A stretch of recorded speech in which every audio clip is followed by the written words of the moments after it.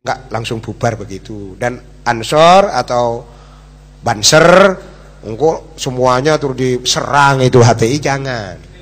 Dan sudah jelas Islam diturunkan di muka bumi ini untuk siapa? Untuk manusia dan kalangan jin.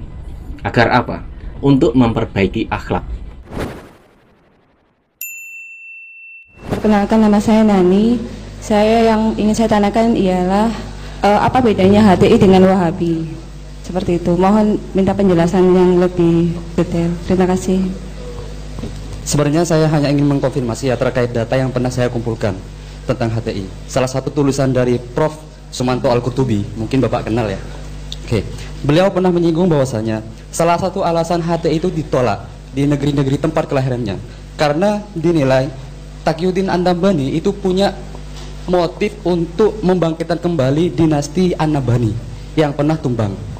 Jadi ceritanya dulu dinasti An-Nabhani ini pernah berkuasa di Oman abad ke-12 sampai abad ke-17 setelah menumbangkan dinasti Bani Saljuk. Nah, kemudian ditumbangkan oleh kemudian ditumbang oleh dinasti Yaruba. Nah, apakah ini istilahnya benar-benar valid data yang dikemukakan oleh Prof. Al-Qurtubi ini berdasarkan sejarah tadi yang sudah dipaparkan oleh Pak Yai? Terima kasih, Pak. Nama saya Toy Zaman. Yang ingin saya tanyakan, apakah ketika NU ini menolak khilafah, wabil khusus kepada HTI, apakah secara tidak langsung NU ini menolak khilafah yang nantinya pada sebuah hadis dinyatakan bahwa zaman yang akan datang adalah khilafah, yakni zaman 5 yang kelima, yakni dari pertama sampai kelima terakhir itu khilafah. Apakah secara tidak langsung itu menolak khilafah yang nantinya dipimpin oleh Imam Al-Mahdi? Jadi kalau Wahabi ini sebetulnya, walaupun Wahabi itu adalah gerakan agama. Jadi gerakan agama sebetulnya jauh dari politik asalnya.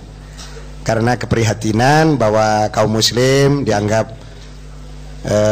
terlalu minta ke kuburan, kira-kira gitu, terlalu memuji-muji para wali. Asalnya keprihatinan dari Syekh Muhammad bin Abdul Wahab. Nah, kemudian karena pengaruhnya itu cukup besar dengan pola-pola kekerasan yang dilakukan,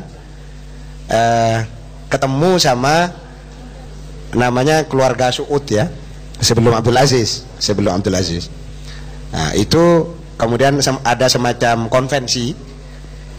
konvensi bahwa kalau gerakan ini berhasil, maka nanti penguasa agama turunan dari Syekh Muhammad bin Abdul Wahab nanti diberi gelar Alus Syekh, pakai hamzah ya, Alus Syekh.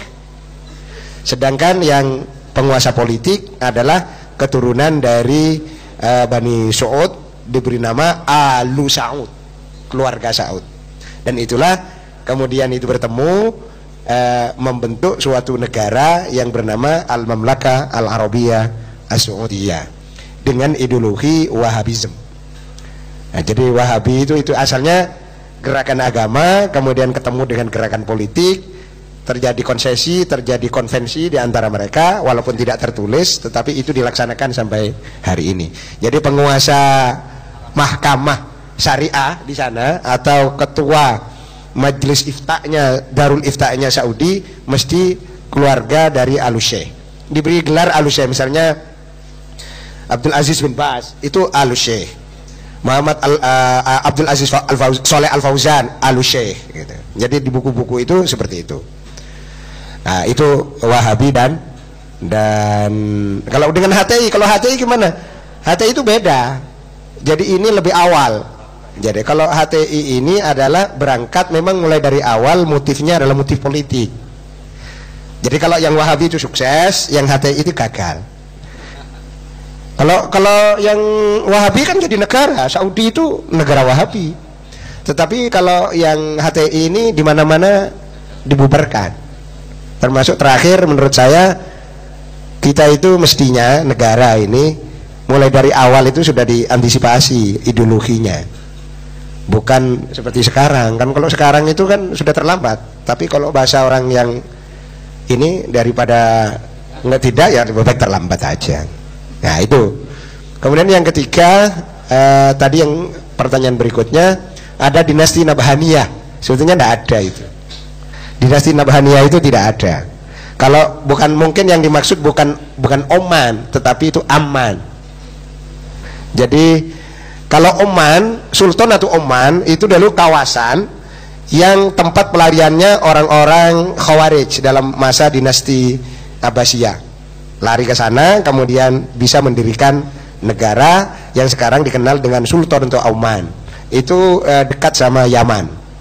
Dan itu kaya, penduduknya sedikit, teman-teman saya banyak. Itu sebetulnya fikihnya fikih ibadiyah. Fikih ibadiyah itu adalah fikih yang muncul dari kaum Khawarij. Tetapi sekarang nggak Khawarij, sekarang ideologinya nggak Khawarij seperti dulu. Yang Khawarij justru kita yang banyak Khawarij. Yang jadi teroris itu kan jadi Khawarij itu. Khawarij baru. Itu memang siapa namanya, Sumanto Al-Qurtubi itu nggak begitu ngerti yang gitu-gitu itu. Ngertian jurusan Fakultas Adab itu. Kemudian yang terakhir apa tadi? Oh ya. Ini memang yang dikampanyekan oleh Hizbut Tahrir itu, nanti ada Khalifah Rashidah, kemudian Al-Malikul Adud, kemudian Khilafah ala manhajin nubuwah. Kan gitu. Itu yang dimaksud. Itu Hizbut Tahrir yang yang mengkampanyekan itu. Dia mengatakan memang betul dulu Khilafah Rashidah, setelah itu raja, dinasti Umayyah seterusnya. Nanti setelah itu Khilafah ala manhajin nubuwah. Tapi bentuknya bagaimana Khilafah ala manhajin nubuwah? Kita nggak tahu, kan itu hanya bahasa normatif kan. Apakah yang ditempuh oleh NU itu yang sebetulnya ala manhajin nubuwah? Kalau kita kaji secara akademik, sebetulnya negara bangsa itu mengacu pada Piagam Madinah. Jadi negara bangsa itu kan kontrak politik dengan beberapa kelompok. Kalau manhajin nubuwah seperti itu, ya Indonesia itu ala manhajin nubuwah. Jadi dulu kalau Nabi itu kan ada orang Kristen, ada orang Yahudi. Terus Nabi dalam Piagam Madinah dikatakan sebagai ummah wahidah. Kan sama dengan kita. Nah, berarti kira-kira NU itu manhajun nubuwah itu realnya ya jadi Indonesia ini. Jadi saya baru datang perjalanan, barusan saya dari Palestina, dari Amman. Kemudian sebelumnya saya ke Tunisia. Di Tunisia itu orang sana itu ingin belajar demokrasi dari Indonesia.